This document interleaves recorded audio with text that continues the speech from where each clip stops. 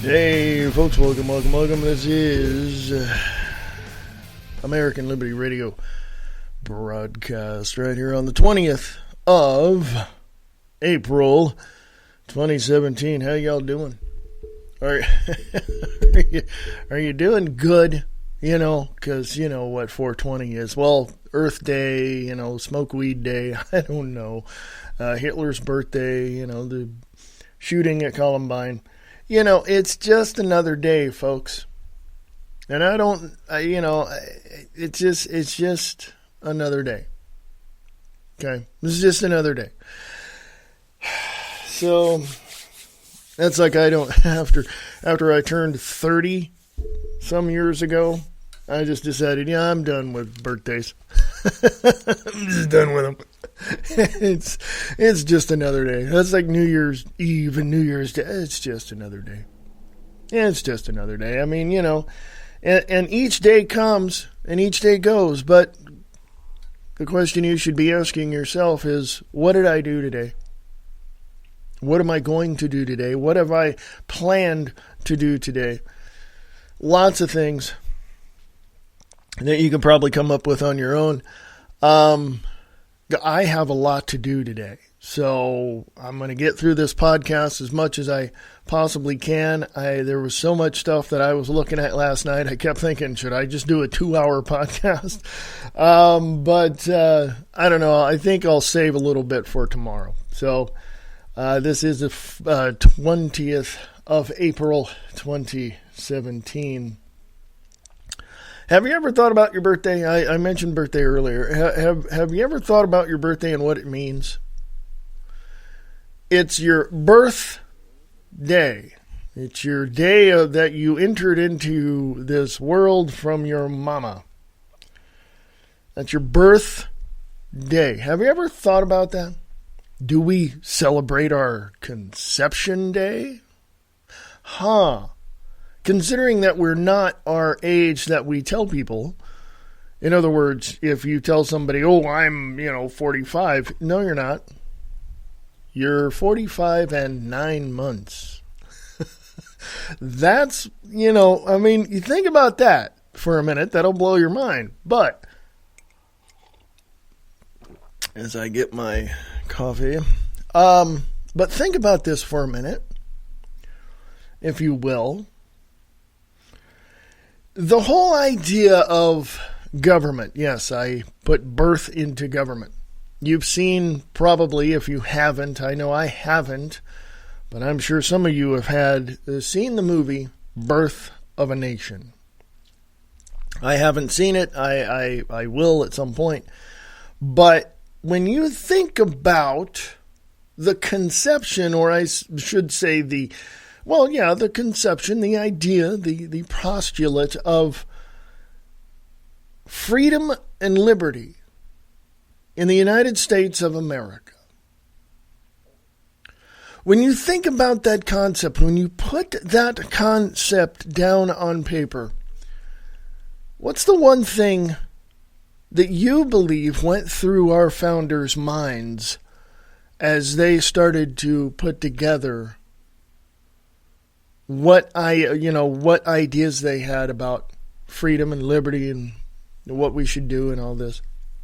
Now, I say that with this into consideration. September, or was it, I forget if it was September or October. I'm not sure. But in 1773,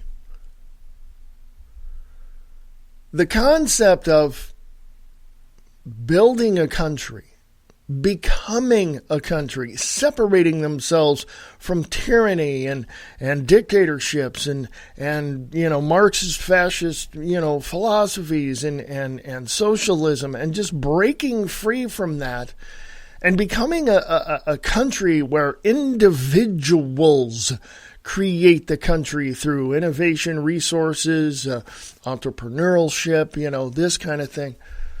When that concept hit our founders of liberty and freedom, what do you think went through their minds?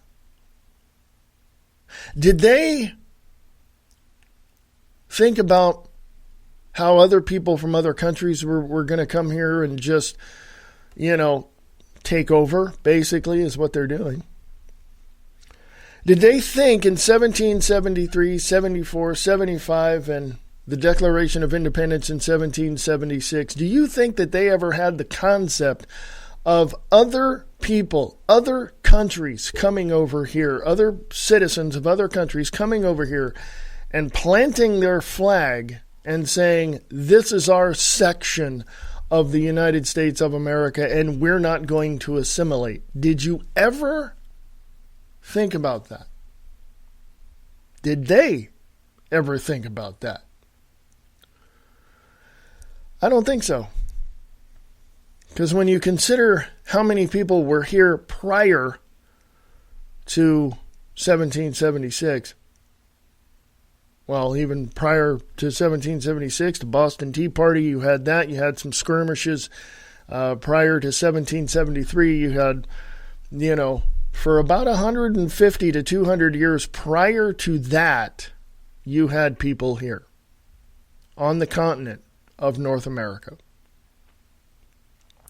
It wasn't called America, by the way.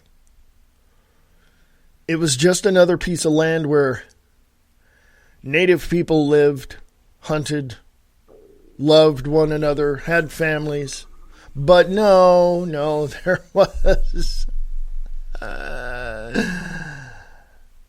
Western Europeans came over and killed practically 10 million people in over a 10-year period of time. There were people here long before Western Europeans. Did they think about liberty and freedom? No, they thought about surviving. They thought about day-to-day activities to go out and hunt and gather and live and shelter themselves from the elements, and pretty much what our settlers did when they came here. So there was no one person that discovered anything in this country because people were already here. I believe his name was Amerigo Vespucci. He discovered the North American continent. Hence, America. Christopher Columbus did not discover America. He discovered Puerto Rico. Well, not discovered it. It was already there. He just came across this piece of land out in the ocean. And we all think that history is the way that we were taught in school. Well, no, it's all lies. No, I have to tell you, it is all lies. Every word of it. Yeah, little bits and pieces here, give you that starter point of going into the massive deception that the education department has perpetrated upon the American people through these governmental indoctrination institutes. So I suggest, and it's only a suggestion, you can do whatever you want to do because you are free and liberated to do so. I suggest you dig and dig and dig and dig until you get the answers. I suggest that you put yourself on the fast track of education because in the next few months, from what I can tell, we're looking at a total crackdown of factual and accurate education. Even though President Trump is in the Oval Office and in the White House, we still have people deciding for you and I what we should do, how we should learn, what we should see, how we should speak, if we should speak. And all of that is perpetrated upon the American people as the concept of liberty and freedom. When in fact you have seen in the last several weeks protesters getting beat up, pro-Trump protesters getting beat up by anti-Trump protesters right? And being, well, having their free speech stomped out of them. The anti-Trump protesters are beating the crap out of everybody because of the fact that they want their speech to be the only thing that everybody will ever listen to, and they don't want you and I to say a word. And that's why Facebook is censoring conservative talk and what they would consider alternative media. Google Plus is doing the same thing. All these websites. Basically, let me tell you who's leading this charge to shut down free speech. That would be Google. That would be Google, folks. Now, you might wonder, think, well, how do you know this? Well, it's real simple, folks. I watch and learn. There are people that do not listen to this podcast, do not listen to my live shows for the simple fact that they don't want to admit that they are wrong. Period. End of sentence. Oh, let me add a caveat to that, too. They refuse to listen to my show because they don't want to know the truth. That's just plain and simple right there. My question to you is, what is history according to you? What have you seen throughout this whole business with Obama and now Trump, and before that it was Bush, and before that it was Clinton? What do you see as history? What do you see? Well, let me give you a starting point. In the past 104 years, we've been screwed, blued, and tattooed by the Rothschilds and the Rockefellers through banks, through these illegal actions that the federal government engages in called taxation. We've seen all of this happen. We've seen all of this happen in our history in the last 104 years since President Woodrow Wilson signed the Internal Revenue Act and the Federal Reserve Act into law. Oh, but let's go back further than that, shall we? 100 years prior to that,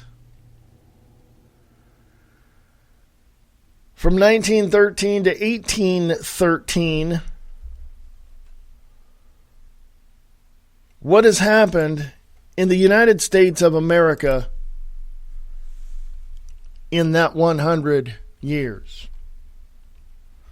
On this date in 1813, or excuse me, 1817, there we go. What happened on this date? On this day.com. So you take the last 100 years and you look at all the conflagrations, you name it. You look at all the crap that has happened. But then you look before that.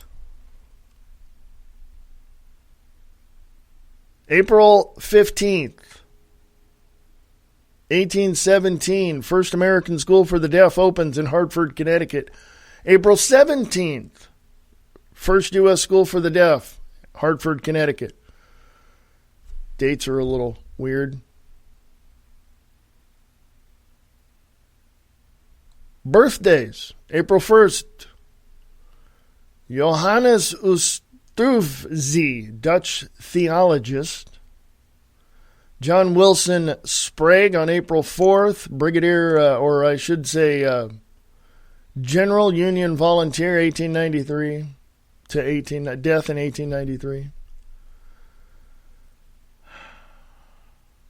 So many things happened in 100 years, from 1817 to 1917.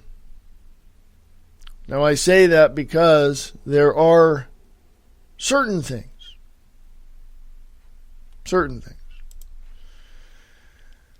that I look at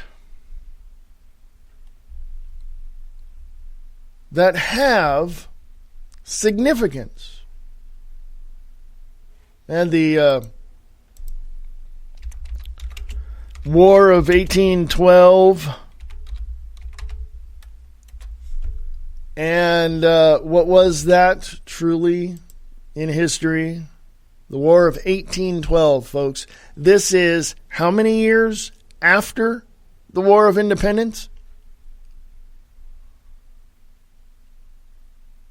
In the War of 1812, the United States took on the greatest naval power in the world, Great Britain, in a conflict that would have an immense impact on the young country's future. Causes of war included British attempts to restrict U.S. trade. It's called embargo.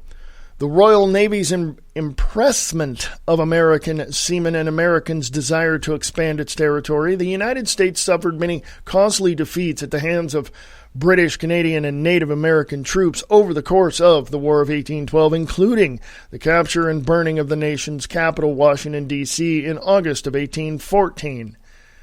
Nonetheless, American troops were able to repulse British invasions in New York, Baltimore, New Orleans, boosting national confidence and fostering a new spirit of patriotism. The ratification of the Treaty of Ghent on February 17, 1815, ended the war, but left many of the most contentious questions unresolved. Nonetheless, many in the United States celebrated the War of 1812 as a second war of independence, beginning an era of partisan agreement and national pride. What caused it, folks? At the outset of the 19th century, Great Britain was locked in a long and bitter conflict with Napoleon Bonaparte's France in an attempt to cut off supplies from reaching the enemy. Both sides attempted to block the United States from trading with the other. In 1807, Britain passed the Orders in Council, in which required neutral countries to obtain a license from its authorities before trading with France or French colonies. The Royal Navy also outraged Americans by its practice of impressment, or removing seamen from U.S. merchant vessels and forcing them to serve on behalf of the British. In 1809, the U.S. Congress repealed Thomas Jefferson's unpopular Embargo Act, which, by restricting trade, had hurt Americans more than either Britain or France. In its replacement, the Non-Intercourse Act specifically prohibited trade with Britain and France. It also proved ineffective and in turn was replaced in May of 1810 with a bill stating that if either power dropped trade restrictions against the United States, Congress would in turn resume non-intercourse with the opposing power. In other words, in the war. After Napoleon hinted he would stop restrictions, President James Madison blocked all trade with Britain that November. Meanwhile, new members of Congress elected that year, led by Henry Clay and John C. Calhoun, had begun to agitate for war based on their indignation over British violations of maritime rights, as well as Britain's encouragement of Native American hostility against American expansion in the West. That, according to History.com, is why we had the War of 1812.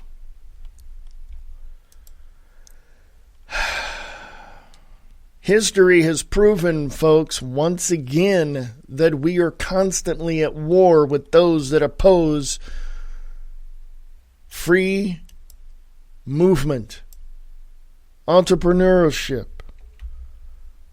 We constantly have to deal with people who oppose peace, freedom, liberty, and security in the United States of America. Okay?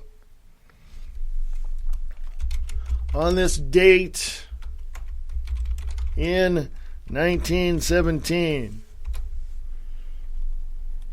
Okay, what happened on this day? On thisday.com. What happened on this day? Significant events. March 3rd, first major strike of the Russian February revelation. There we go. The February revelation starts at the giant Putin Law factory in Petrograd. Okay. So what is today? The 20th of April. So on April 16th, Vladimir Lenin issues his radical April theses calling for Soviets to take power during the Russian Revolution. Okay. World leaders. Vladimir Lenin, Marxist revolutionary and Soviet leader. Wilhelm II, German emperor and king of Prussia, I should say. Woodrow Wilson, 28th President of the United States.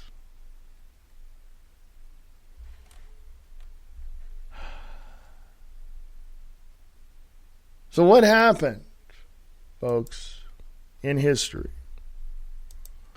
What has happened in history that has caused us to get to the point that we are right now? It's a good question that hopefully encourages you to go out and look stuff up. You can't believe everything on the internet. I knew all that stuff long before I got the internet in the 90s. I knew this stuff when I was studying history in high school. After I graduated high school, I studied geopolitical issues and subjects during and after high school. I've done my research long before we got this thing called the internet, okay? So I got the internet in 1996, I think it was. Remember AOL had those discs that they would send out, those floppies and later on CDs that gave you like 1,045 hours of internet use or whatever it was. Remember that? Yeah, that's how I got the internet in 1996. 1996, folks, 21 years ago. 1996. Okay.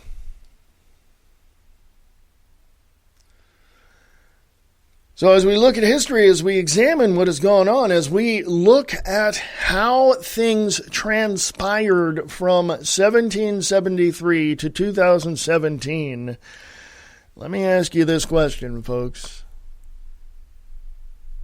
Who's the winner in all this? Who's the winner in all of this? Who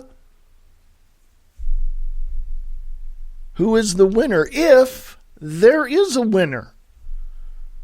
What wins is the principles of peace, freedom, liberty, and security for a country of people who will stand up for themselves, defend their nation, defend themselves, and have a government that says, yes, we respect that, so we're going to allow you to do that, and on top of that, we will protect you from any foreign or even domestic enemies. You see? But here's what happened. We have democratic socialists, we have communists, we have all these people in Congress that literally do not want you and I to, number one, have free speech, number two, have the freedom to carry a weapon on us for our own protection. They don't want anything. They don't want us. Let me add that. They don't want us to have anything that is going to carry us from one day to the next to continue to build upon the principles of peace, freedom, liberty, and security for the United States of America. They don't. I mean, they don't. And I now, a lot of people would say, well, that's not right. You know, even people who are on that side of the aisle, once they hear the truth and the facts, they'll be sitting there going, wait a minute, that's not right. What are we doing? Because you have had some of those specific people, look at their Democratic friends and go, you guys are idiots. I'm going to stop doing this, man. And they walked away. They just walked away. They told their colleagues, we're not going to put up with this anymore. And so they're going to the Republicans, or they're going to their other, the opposition, if you will, their friends on the other side of the aisle. And they're asking, hey, wait a minute, I just heard this over here, and they're insane. What can I do to help you? This has happened, folks. when you have, as of 2014, I believe it was, you had over 80% of law enforcement and military tell the United States government and the military-industrial complex and their law enforcement, outfits as well, if the United States of America, or the president, if the generals were to tell certain, military, people or law enforcement people that they had to take guns away from the American people, 80 to 85% of them, as of 2014, looked at them and said and told us that they would defy those orders. No, they're not going to take the weapons away from the American people. But there are certain organizations, there are certain groups of people who are behind the scenes that are literally trying to do just that, take the weapons away from the American people. They've got some military buffaloed into believing that they have to do this, that they have to, prepare themselves for an urban war. This is like the big giant headline, urban war. Now, if you go back last year, and you can find this on YouTube, by the way, you can go look at Alex Jones and David Knight. Go look under David Knight, Fort A.P. Hill. Go look at that. There's a huge report about that. And once that report came out, David Knight and someone else, the cameraman as well, was there at A.P. Hill, Fort A.P. Hill. Go look that up. They were there in this mock city that was inside of the base, okay? And that was practicing, or not practicing, I shouldn't say, but looking at urban warfare tactics. Okay, they had mock churches, mock subways, mock buildings, and all of this, right? Once that report came out, Fort A.P. Hill said, wait, what? Huh? Wait, hold on. We didn't authorize this for anybody to see this. Boom, the floodgates were open. Go look on YouTube. David Knight, Fort A.P. Hill. That's A.P. Hill. Fort A.P. Hill, David Knight. Look that up. And you'll see it. It's right there. So you have people like us, the freedom, liberty, peace, security people, and then you have the opposite, who want complete and total communism in the United States of America, totally collapse it, make the United States look like Venezuela as it sits right now, where people are just fighting for food every day. And the stores are empty and shops are closed and everything. Do you really want that in America? I don't think so. History has proven for a fact that there is going to be continued opposition to peace, freedom, liberty, and security for the United States of America. History has already shown that. Do you want that for your future?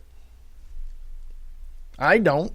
And that's why I do these shows, and that's why I do as much as I do outside of these shows, to get people to understand what's going on. So, it's break time, folks. It's break time. 3 minutes, 44 seconds. I shall return. American Liberty Radio Network, AmericanLibertyRadio.com, and American Liberty Radio at USA.com.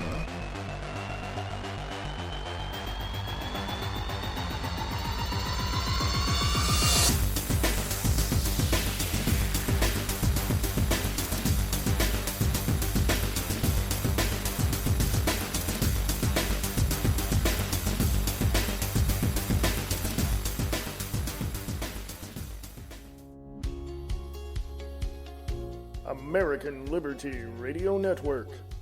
Listener-supported online patriotic radio. With the new year upon us, the truth will be seen as fake news, and the lies from the propagandists of the mainstream media will forever be in the minds of those who have been indoctrinated with their disinformation. Your support of alternative and independent media is vitally important to the continuance of our freedom of speech and expression. It is very crucial that you consider supporting other media options. American Liberty Radio Network is supported by listeners. If you are a local business, consider supporting independent online patriotic radio with your advertising dollars as well. There are two options for you. One, you could advertise your product or service with us, or you can donate to the network. Consider contributing to independent media today. Consider American Liberty Radio Network. Contact us at AmericanLibertyRadio@USA.com or go to our website at AmericanLibertyRadio.com.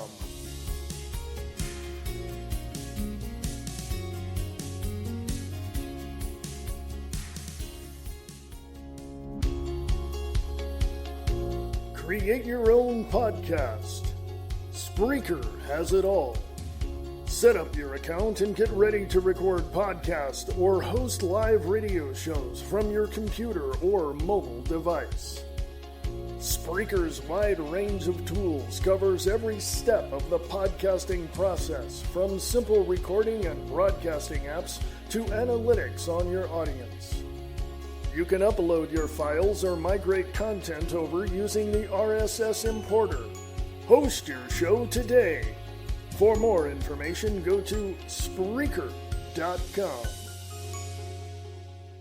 There's a show that's not afraid to ask questions no one else will ask. Not afraid to say what no one else will say. Friday nights at 7 p.m. Listen to Restricted Airspace with Tina Marie, where no topic is off limits. Conspiracy theories, paranormal activities, hoaxes, the unexplained. It's what we talk about. Question everything. Trust no one. Restricted Airspace with Tina Marie. Friday at 7 p.m. on the KCOR Digital Radio Network out of Las Vegas, Nevada.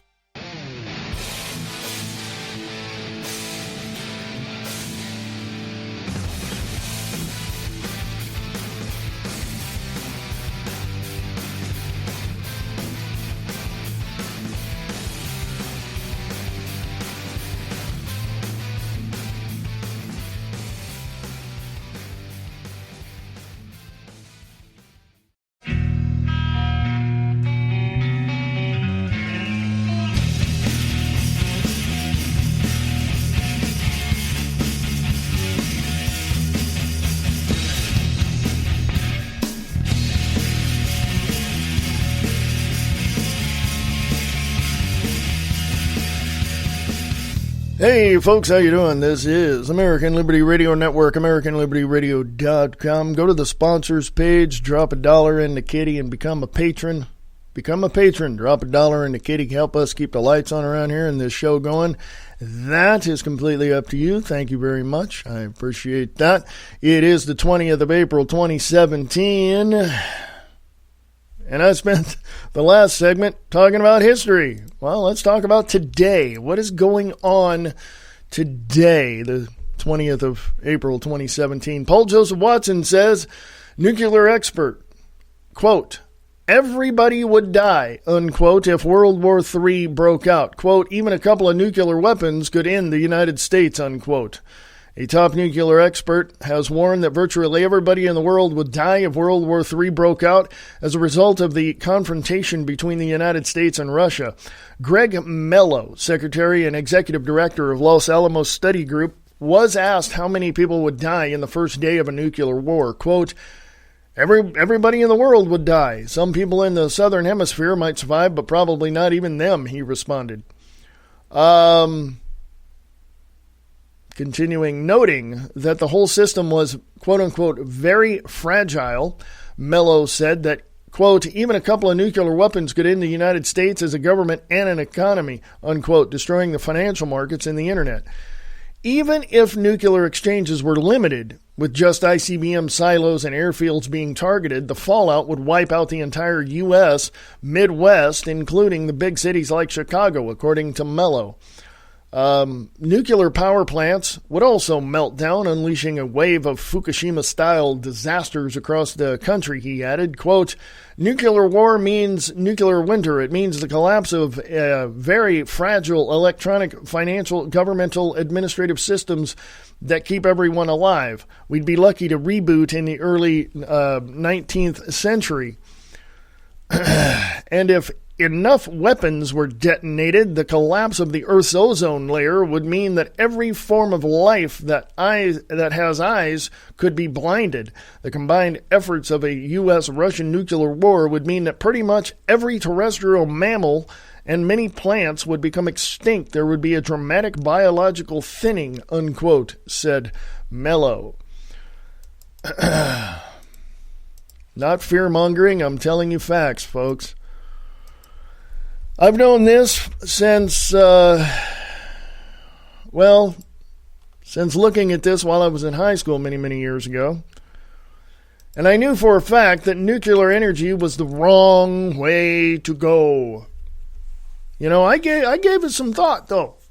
I gave it some thought. I thought, well, okay, if they can manage correctly all of that nuclear energy and all of it, if they can control it, it would be possible to have that. Nope. Anyone heard of 3 Mile Island from years ago? I mean, think about it. I've heard people talk about socialism. Let me go in this direction from Breitbart.com, 20th of April, 2017. Venezuela says government seizes General Motors plant. GM slams act as, quote-unquote, outside of due process. General Motors said it has ceased all operations in Venezuela after authorities unexpectedly seized its plant in the city of Valencia. A court in the Zulia state said it imposed a broad embargo on the assets of General Motors Venezuela, CA or GMV, which has been in operation for nearly 7 decades, 70 years, folks. GMV said authorities seized its plant Wednesday afternoon and that its associated bank accounts likely are also out of its control, meaning the company cannot make payments such as employee wages. GMV called the act, quote, improper, absurd, outside of legal logic and due process, unquote. There's a video associated with that, so I'm going to put that on the American Liberty Radio podcast Facebook page. You can also go to @American Liberty Radio on gab.ai. Okay. Gab.ai. I am slowly, I say slowly in air quotes, but slowly moving everything from Facebook to gab.ai and also minds.com. It is important that we understand how all of this works. Okay? We have to understand what all this is about. Okay? What is it about? It's about severe and utter control. Okay? That's what it is. Severe and utter control. And when I say severe, I'm talking severe. Okay? Before I go into another article, I'm going to remind you all that if you are an independent artist, independent musician, an artist, if you're an independent author, independent filmmaker, everything independent, non-corporate, non-mainstream, if you're independent of all forms and fashions of the what do we call this? Commercial dictators out there. The best place to go to if you're an independent musician, independent author, independent filmmaker is Radio Rock 92.6 The Blitz. Go check out my friend Mr. Tom Slick over there at Radio Rock 92.6 The Blitz. You can go to their website at 926theblitz.rocks. Go check him out. Tell him I sent you, and he'll do you up. He'll make it right for you. All right. Yeah.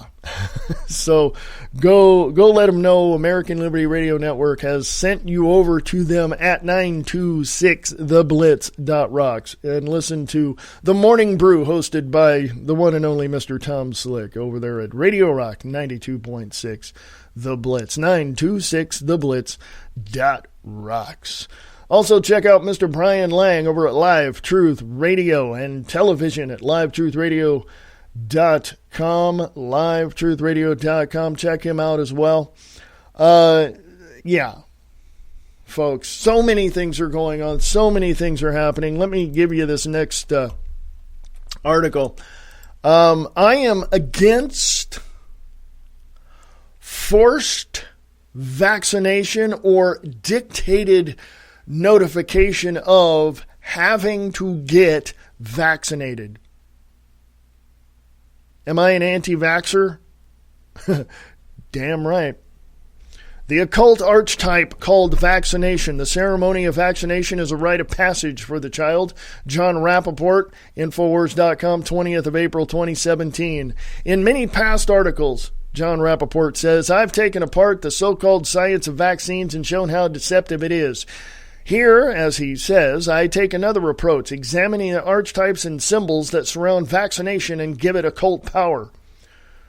That's John Rappaport saying this, folks. Begun as a crude version of homeopathy, there we go, if I can say the word right. Treat like with like. Homeopathy, that's what it is.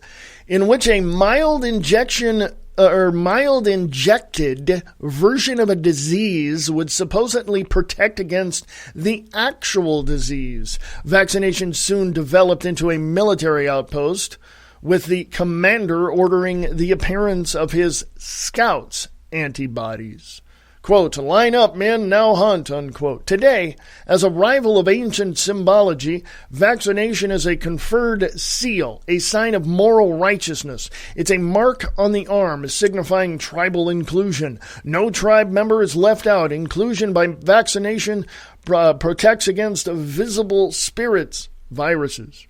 That's in parentheses. The notion of the tribe is enforced by dire predictions and pandemics. The spirits of other tribes, in parentheses it says, from previously unknown hot zones and jungles, unquote, close parentheses, are attacking the good tribe, our tribe. Mothers, the keepers of the children, are given a way to celebrate their esteemed symbolic animal role as, quote-unquote, lioness. Confer the seal on their offspring through vaccination. Protect the future of the tribe. Speak out and defame and curse the mothers who don't vaccinate their children. Excommunicate them from the tribe. The ceremony of vaccination is a rite of passage for the child. He or she is now more than the offspring of the parents. The child is the village, the child is in the village, and the child is property of the village. As the years pass, periodic booster shots reconfirm this status. Some ancient rituals presented dangers. The child, on his way to becoming a man, would be sent out to live alone in the forest for a brief period and survive. Vaccination symbolizes this in a passive way. The injection of diseased, if I can speak correctly, vaccination symbolizes this in a passive way. The injection of disease viruses, which might be harmful, are transmuted into protective spirits in the body.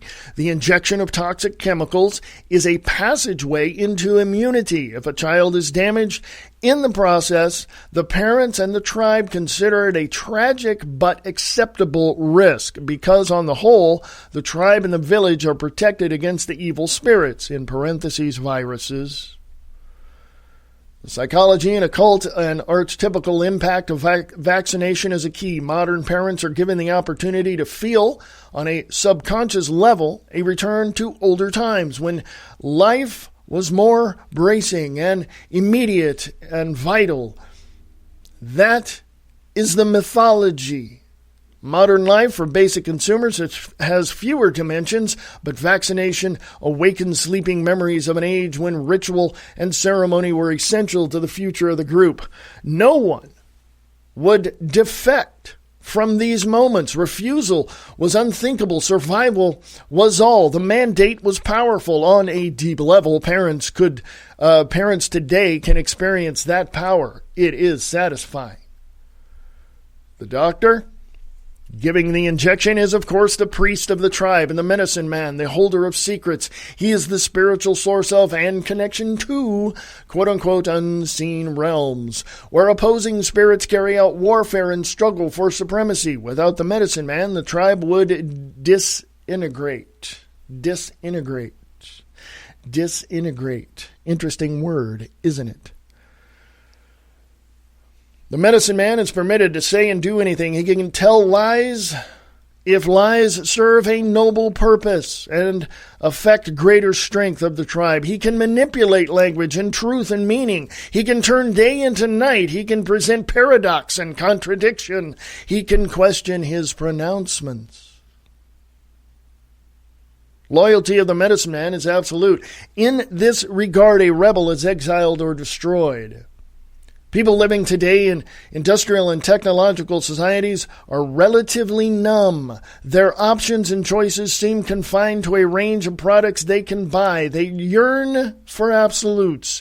They want a command that taps into the adrenaline-stimulating need for and risk to survival. The ritual of vaccination, along with the ever-present threat of illness and outbreak and pandemic, awakens that need and risk.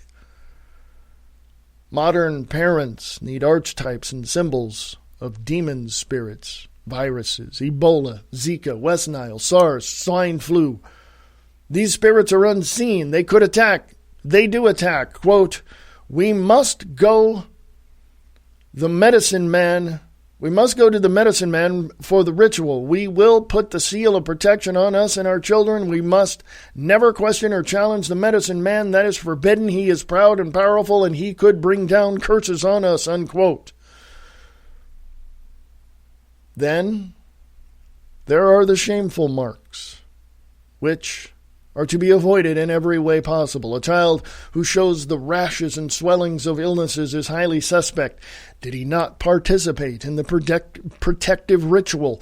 Are his parents evil? Are they possessed? Should the child and his parents be shunned? Will the medicine man help them or lay an irreversible curse on them for defecting? Subconsciously and archetypically, the quote-unquote modern science of vaccination is doctrine. It is alchemy. It is magic. Going against the magic is tantamount to trying to overturn the very basis of life in the tribe.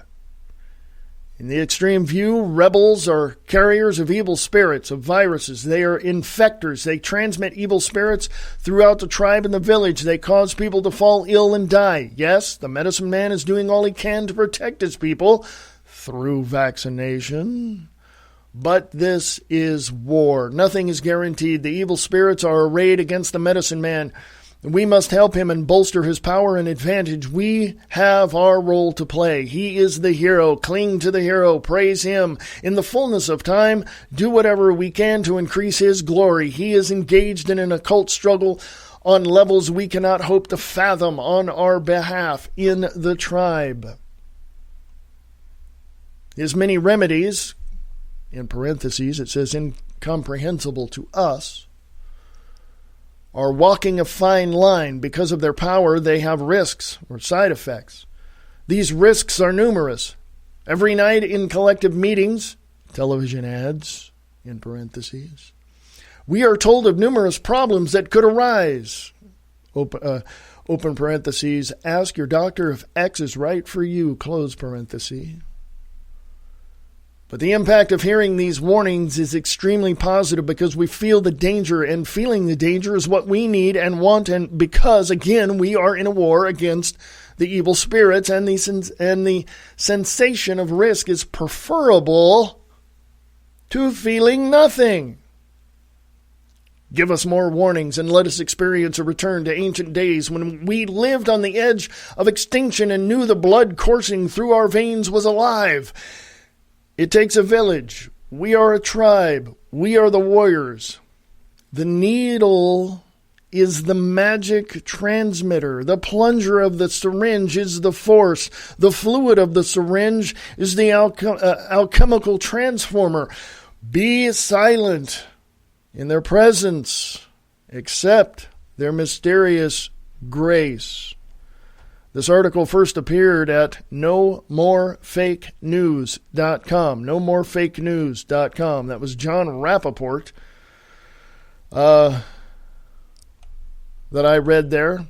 I will put this on American Liberty Radio podcast for all you to take a gander at. I didn't miss a word, so if you want to check it out and go to nomorefakenews.com, that is entirely up to you. But I am an anti-vaxxer. I will continue to be one until all natural remedies are put at the top of the list above all vaccinations. Period. And there are natural remedies, folks. There are natural remedies for most everything that ails us. RT is reporting on the 20th of April 2017. Let me check my time. I don't have that much time. I may go into overdrive. Who knows? From RT, 20th of April 2017, Facebook developing, quote, type with your brain, unquote, silent speech technology. Tech giant could take, quote, unquote, thought policing to the next level.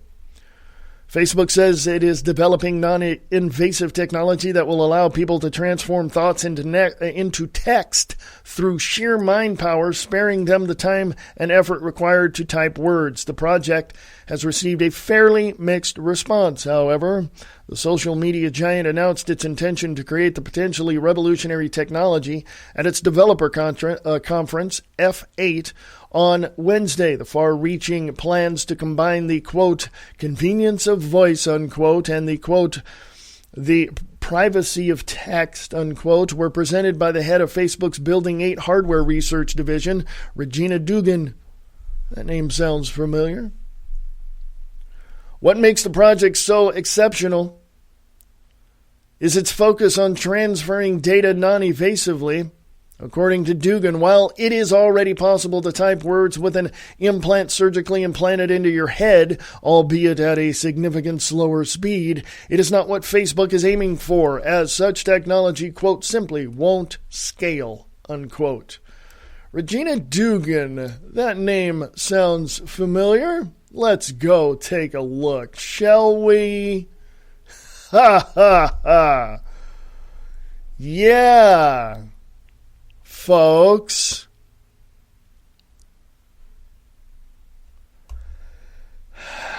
Regina E. Dugan is an American businesswoman, inventor, and technology developer. She served as the 19th director of, wait for it, folks, Defense Advanced Research Projects Agency, DARPA. In March of 2012, she left the government to take an executive role at Google. Just prior to the acquisition, it was announced that she would create and lead the Advanced Technology and Projects Group, ATAP, at Google-owned Motorola Mobility. In January of 2014, Google announced the acquisition of Motorola Mobility by Lenovo, but retained Dugan and her advanced technology and projects team. In 2016, she left Google and joined Facebook. She will lead a newly formed team called Building 8. I'm not lying to you, folks. It's right there. I'm going to put the Wikipedia thing that I'm looking at right now on American Liberty Radio Network, or American Liberty Radio Podcast. And if you've noticed that American Liberty Radio Network Facebook page is still there, I deleted it, but it ain't going away. I don't know why. But let me also put this article that I found, or that I have here, right here on Infowars.com from RT at the bottom, or no, let me put that at the comments section of what I just put up. Okay. Now, I want you all to know that as we go through the whole issue of what's been going on in our world today, specifically in the United States, let me remind you of something. We, the people, have the power. We know what goes on. Okay? We know what happens. Because we're out in the general public.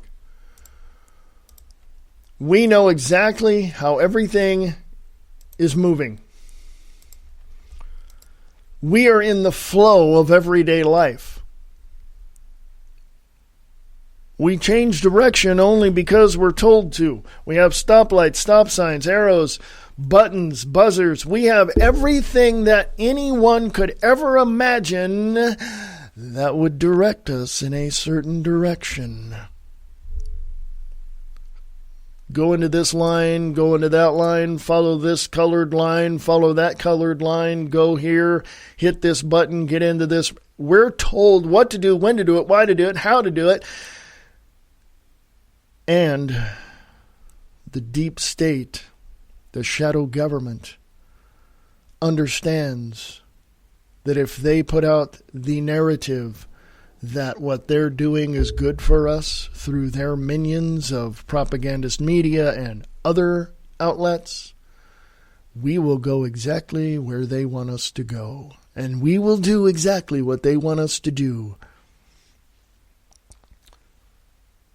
Pull up your shirt sleeve and take this vaccination because it's good for you. But I get sick every time I take this vaccination.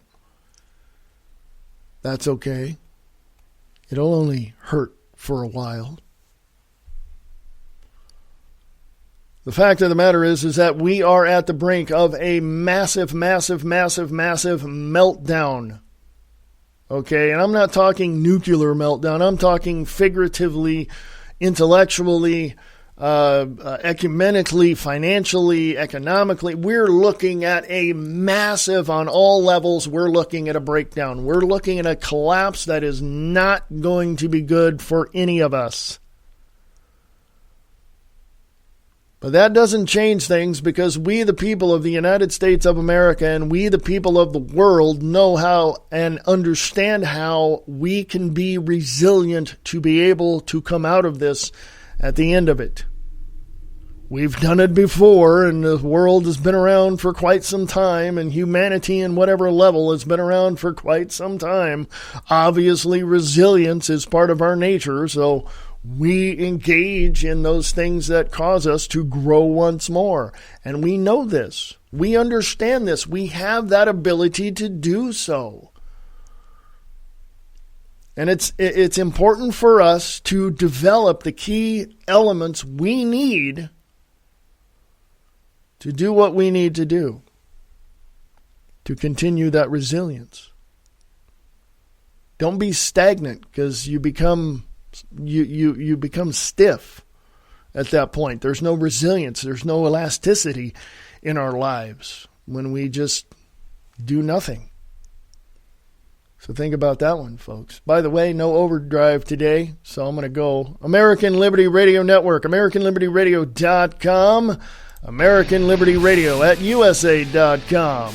Check me out tomorrow on American Liberty Radio Network on American Liberty Radio Podcast, sharing the truth one fact at a time without all the BS.